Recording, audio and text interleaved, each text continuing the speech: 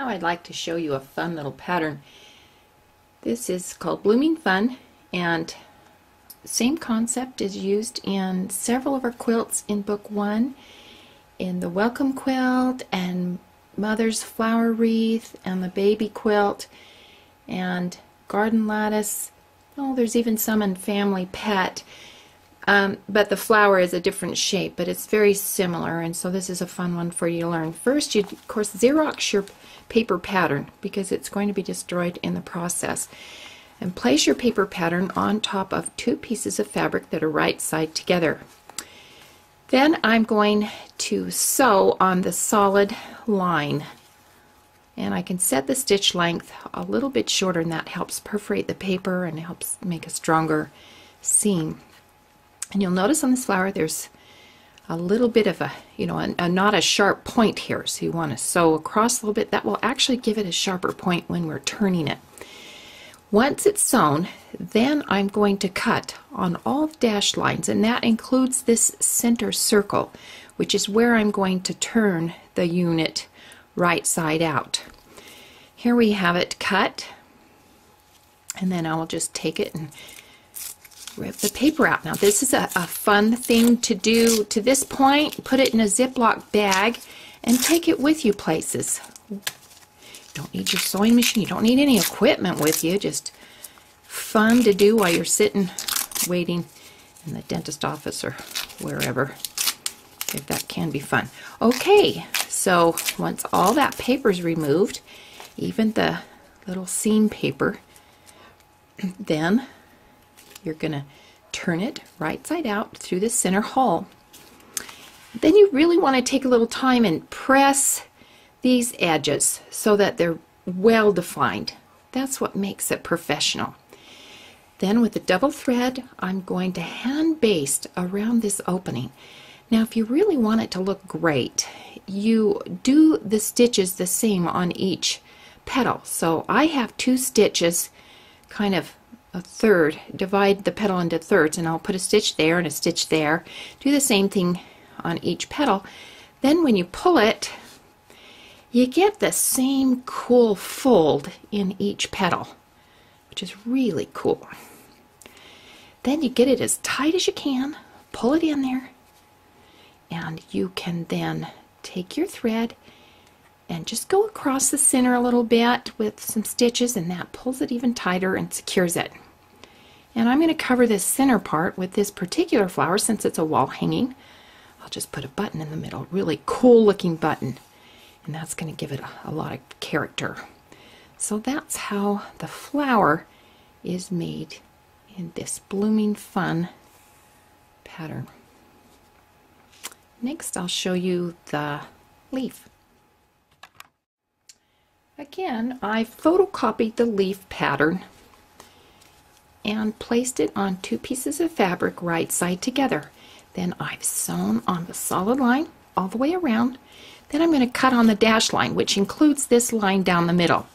Now this concept is used in several other patterns that I have. The Daffodil, Love, Hope, and Charity. Several of them use this, so this is a fun one for you to try out on a free pattern. So once it's cut, it will look like this, and I'm going to turn them right side out. And this is where, you take a little bit of time and roll that seam out so that it's well defined.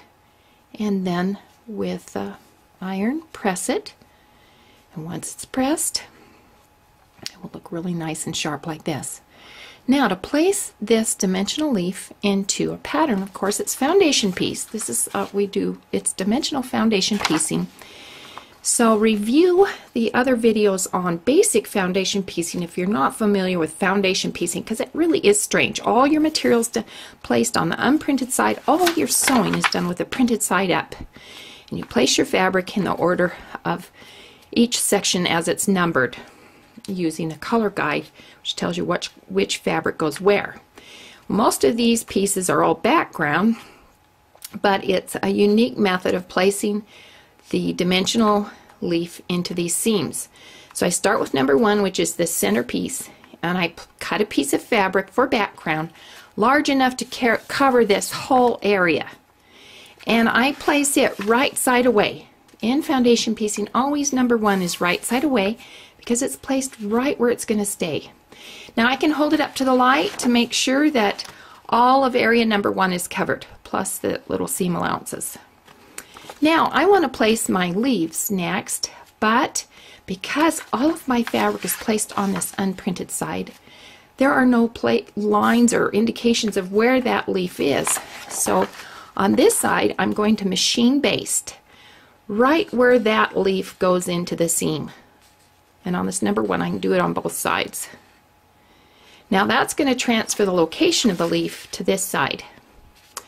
Next, I'm going to stack 2 leaves exactly on top of each other. Now, if you don't want them to move around, you can machine baste them together and kind of hold them tight, because the better they're stacked together, the better your point will be at the beginning and the end. Now, what I've done here too is I've folded on the seam allowance line, so I know where that is. And I'm going to place both leaves stacked exactly on top of each other, a 1/4 of an inch past that line, that basting line, so that when I add this number 2 area, all those raw edges are going to be caught in that seam. Now I could at this point machine baste, you know, past that line so it won't be over number 1 area. If I really want it to hold into place, I could do that. And notice how I've had the leaf come right to where I folded on that seam allowance, because I don't want that leaf, when I place the pot section here, I don't want the leaf to be stuck in that seam. I want it to look like it's coming right to the seam. Now I can do that on this side too. Place my 2 leaves so that they're in the number 1 area. Now I've marked it on the pattern so you see which way the stacked leaves are going to lay, and they're going to here lay inside the area number 1. Once they're pinned and placed, then I'm going to foundation piece area 2 and 3 with background fabric, and those raw edges will be caught into that seam, and we'll show you that next.